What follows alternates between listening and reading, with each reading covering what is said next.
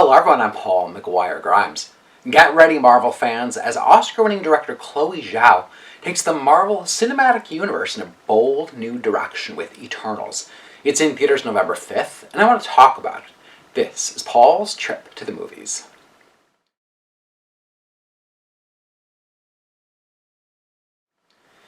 The Eternals are a team of immortal heroes looking down at planet Earth from the cosmos.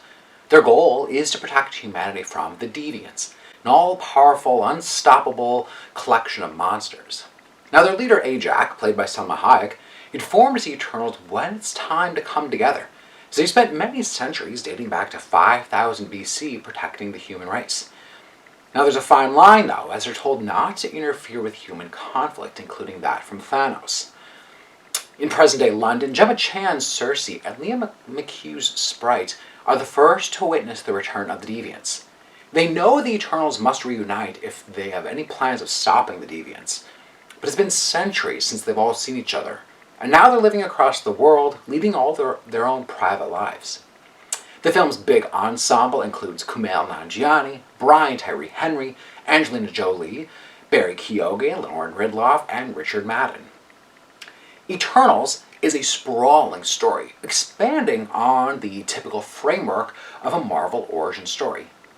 Now this is the first time that we're meeting this group of heroes, and Chloe Zhao and her writing team have packed the film with backstory and different bookmarks in time, really showcasing the Eternals' history with protecting Earth, all while living in the shadows, never exposing their secret powers. And of course, yes, each of our Eternals has a different power and strength, from Brian Tyree Henry's Phastos, who is really great with weapons and technology. We've got Angelina Jolie's Athena, who has these really mystical weapons that she can utilize. And then there's Richard Madden's character, Icarus, who's one of the most powerful, as he can fly and shoot lasers from his eyes. Now they're a mighty force when they can actually work together, and therein lies the conflict for these characters.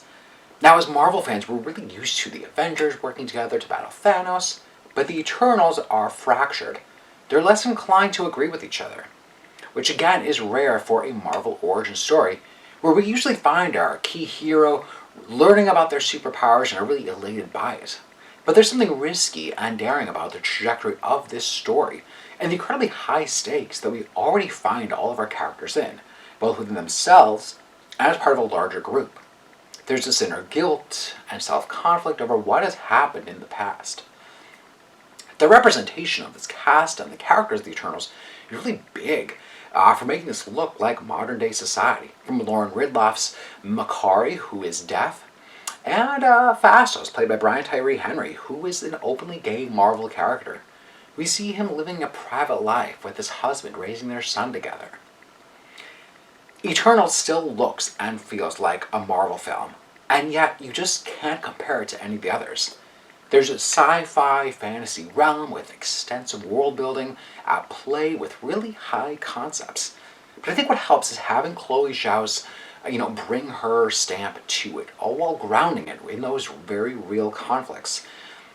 Zhao's work next to cinematographer Ben Davis is breathtaking, as their use of IMAX cameras makes this look really exquisite. Now Davis has shot a few Marvel movies before, but I think that this is his best work to date.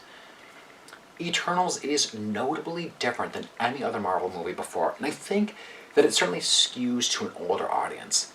I think that the pacing and the contemplative nature will deter kids away, who are just used to brighter, flashier, funnier Marvel movies. And Eternals just could not have been made in Marvel's earlier tenure. At times, I kind of grappled with how much they were trying to convey with this story, and if it was always working. But it just continues to sit with me more and more. Chloe Zhao took a huge swing here to just shake it up for Marvel, and it's really worth applauding. I'm giving Eternals 4 out of 5 ticket subs. If you like my review today, click subscribe on my YouTube channel. I got some of the movie reviews, as well as my appearances on Twin Cities Live. Don't forget to follow me on Instagram and Twitter at Paul's Movie Trip, and then go to my website, paulstriptothemovies.com, for even more reviews. Thank you so much for watching my review of Eternals. This is Paul's Trip to the Movies.